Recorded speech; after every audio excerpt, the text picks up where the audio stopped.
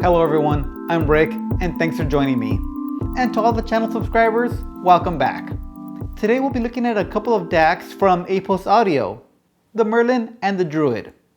Now these and the Apos Gremlin Headphone amp are on loan from Apos Audio. However, you will still see the paid promo banner above because of today's sponsor, Druid Audio. Druid Audio produces high quality replacement ear tips for your IEMs, like my favorite Druid Mercury foam ear tips at just under $20 for a 3-pack, and premium replacement ear pads for a ton of headphones. You can see everything that's available on their website, as well as a cable that I have here on my Druid Arashi planar magnetic headphones. Now these guys right here come with a couple of cables. These come with two 10-foot cables, one in 4-pin XLR to dual 3.5mm, as well as another in single-ended, again 3.5mm on the headphone side, and this one with a 6.35 single-ended, 10 feet. So they can be quite inconvenient at this size, and that's why I have the Druid here. And this guy is their ensemble, and this one comes in 3 different materials. I have the silver-plated copper braided cable here, and it's a modular system. So what you do is you select the top section. So for these Arashis, I have 3.5mm once again on the top section, and on the bottom section I have Pentacon 4.4mm. But there's quite a few amount of end pieces available, and same thing for the top pieces, different sizes. You can get IEM tips or different kind of tips, and it's a great little interlocking twist and lock system. And you can just get replacements for the top if you already own the bottom. So great little modular system, and I do dig how easy it is to switch that guy out. Nice and lightweight, does not tangle at all, and has been working perfect with my Druid Arashis. I'll leave a link to Druid Audio down below in the description, as well as a 10% discount code. For sure, next I'm going to get the 2-pin IEM for some of my IEMs as well. Now back to today's reviews. So the Arashi is what I used to test out this system here. Now Apos Audio did ask me to test out these DACs, the Druid and the Merlin, alongside the Gremlin headphone amp, so that's what we'll start off with in a second. And I did review the Gremlin a while ago, so just to recap that, I do think it's alright. The main points are, it retails for $120 in its basic form with the stock tubes. I definitely wait for a sale. It's a balanced in and out only headphone amp, and that will limit some setups. And it really does sound great with better tubes than what comes included.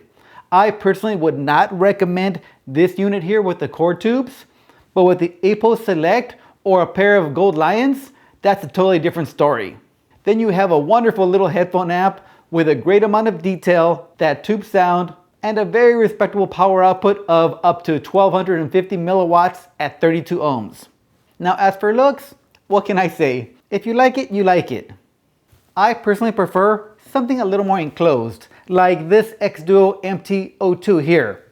The aluminum outer shell gives this headphone amp a much more polished look, as does the front acrylic plate on the front, and it's still a very fun and eye-catching unit as you can still see through the components. But anyways, back to the Apos DACs.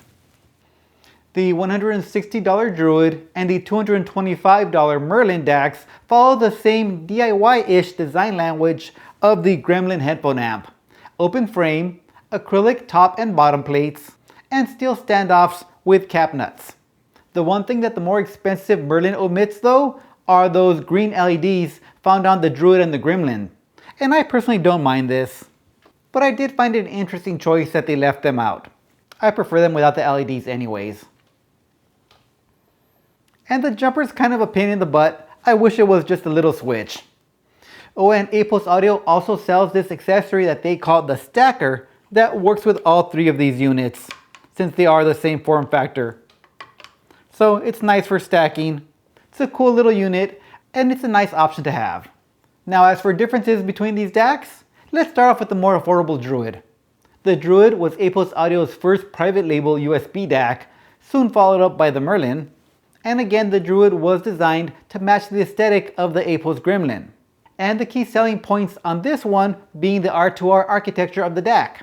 Taking a closer look, we'll see a 12-volt DC input here, followed by a single digital input in the form of USB-C. Just south of the input is an XMOS XU316 to control that single USB input. Now a TOS link would have been nice here, more on that later. Then we have our XLR outputs and a 3.5mm single-ended out. And here honestly we do have enough space for an RCA, so I wish they would have just put a set of RCAs instead. Moving on down, we have 3 swappable op amps driving the output. And if I were to buy this DAC, say for my workstation area, I might upgrade these and maybe pay $20 per op amp. But I would for sure not recommend you drop $100 to $200 on op amps for this particular DAC. At that point, get the FIO K13 R2R at $320. Heck, I saw an open box available yesterday on Apos for $269. That's a steal. Now moving on down, we see the discrete R2R DAC. You see the resistor ladders for the left and right channels. Very cool. On the front, we have a few LEDs, and I think the color and brightness is perfect. A nice orange glow that does not pierce your retinas. Great job, Apos. We have a power indicator, followed by a PCM playback indicator, an MQA, and finally link, which just lights up when your DAC is locked onto a signal from the input device. To the far left, we have a power toggle with a very satisfying click. And finally, to control that on and off of the underside LEDs, we have that little jumper. We also get some accessories with this one here, a 12-volt 2-amp power brick, an op-amp pull tool, a 3-pack of DIP 8 sockets, and finally, a 3.5mm to RCA adapter. And this is a nice touch that you get this one in the system here. In case you only have RCA on your system, you'll be good to go as soon as you get this DAC. Moving over to the Merlin, this one is an Apos collab with Gishelli Labs. Again, the price increases slightly to $225, and it has the same form factor minus the underside LEDs. Taking a closer look on this one, we get a 12-volt DC in, and we also get a 12-volt 2-amp power supply, but they're different sizes. We get something like this, and I don't know if it really matters, but my ADHD wants to see the same brick used if they're gonna keep the same design language, if they're the same values. Next, we have the analog outs. Here we have XLRs and RCAs on this one. And next to that, we have 2 digital inputs, a digital coaxial, and that USB-C. Both things that I would love to see in a Druid version 2. On the front, that very same satisfying power toggle, followed by a power indicator LED in the same color and brightness as the Druid. Then a second toggle for input select, up for USB and down for SPDIF, or that coaxial digital, with indicator LEDs next to that. And these inputs are always active, which is awesome. Great job, Gishelli. There are a few things more annoying than switching inputs and your USB disconnects. This does not happen with this unit. I can switch back and forth from USB and SPDIF, and the DAC does not lose connection and drop from Roon. I love that. Next, looking at the DAC architecture, here the Merlin opts for an AKM AK4493 SEQ chip versus the R2R ladder in the Druid. And you might think this chip should be much cheaper than that R2R ladder, but that's not all that we have going on this board. For USB interfacing, instead of the very common XMOS chip found on the Druid, the Merlin goes much more upscale with an Aune A17 with built-in galvanic isolation. And of course, because we have that SPDIF in, now we also need a SPDIF decoder, and this one comes in the form of a Texas Instrument DIX9211. And all that leads to more cost.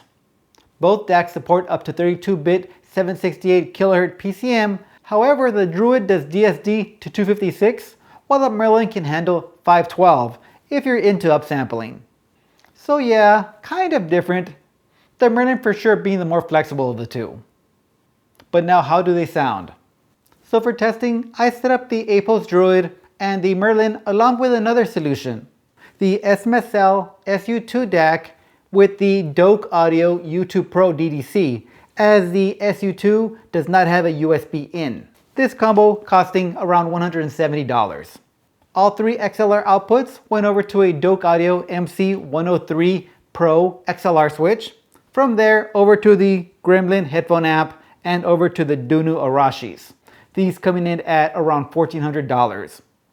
Playback was done through Room, where I was able to group the DACs and volume match before listening. Then with a simple turn of this knob, I can A/B or XYZ in this case. And here's what I heard. The Druid is nice and natural sounding, slightly warm, and the bass weight is there, but slightly bloated. The vocals sound great with a nice decay, and the highs are a bit rolled off compared to the other two solutions. To me, the Druid shows off one of the two main characteristics of R2R DACs, and that would be the smoothness of the sound. But it does not deliver the soundstage width of higher end R2R DACs. However, decent depth. Now moving on to the Merlin, the soundstage is surprisingly wider than the Druid, as well as the SMSL-DO combo. But the SMSL-DO combo does come much closer. The Merlin has more energy, so less of a relaxed sound, but not super aggressive either. The layering is pretty good, and detail and resolution is clearly better on the Merlin versus the Druid. A very clean sound with tight bass as well. Finally, we come over to the DOC SMSL combo. Here we get the most detail and energy of the three. Now this isn't necessarily a good thing. Some might prefer a more laid back sound of either the Merlin or the Druid. However, I didn't find this combo excessively detailed though. The bass here is very similar to that of the Merlin, which is great marks for the Merlin, as I usually hear tighter bass on ESS chips versus AKM chip DACs. In this case, it was pretty even. The highs are slightly more extended in this setup than in the Merlin though, but still not piercing. Now the differences are very slight, and honestly, if I wasn't switching back and forth and listening critically, I wouldn't mind owning any of these DACs. But that's with the Gremlin and its core tubes, which is definitely the bottleneck in this setup. And since I don't currently have a better set of 12 AU7 tubes, I swapped this headphone amp to try out something different. I went over to my reference, the Aune A17 headphone amp.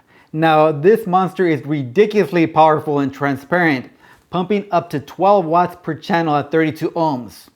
I have the cover off here because I also swapped out the stock Burr Brown OPA 2134s in the input stage for a set of Burson V7 Vivid Pros, because why not? And this amp comes in at just under $2,400. And FYI, Apos has pre-order open on Burson's new V7 Vivid Air, a more affordable option at $139 for a pair of dual op amps versus the Pros at $95 each. But on to listening. Well, the characteristics transfer over exactly the same with the A17. Yes, we get much more detail and bass control with this headphone amp, but the general characteristics were unchanged. One thing that I would say is that now at this point, the SMSL-DO combo could be considered slightly more fatiguing than the Merlin DAC though, because the highs do tend to ring just a touch with this headphone amp. Now some thoughts. What would I have liked additionally? Well, I'm thinking if I was designing two pieces that I wanted the end user to use together, I think I would have added PCB mounted terminal block connectors. Not for power, but to make the analog connection, so we can sit the Gremlin on top of the Merlin or the Druid and not need to connect XLR cables in between them. And maybe two sets, one for up and down configurations and one for side to side configurations to swap around depending on your desk setup. That could have been cool. And my final thoughts. I do like the sound of both the Druid and the Merlin. If I had to choose one, I'd recommend the Merlin for sure. It's just slightly more resolving, but more important, it's more flexible with that additional SPDIF input. And if my budget was under $200, I'd personally steer you towards another solution. If you really want R2R, I'd say invest a little more and consider that VO K13 R2R. But that's just my opinion. And that's all I have for you on this one, guys. Thanks for watching. Don't forget to subscribe if you haven't already, and I'll see you on the next one.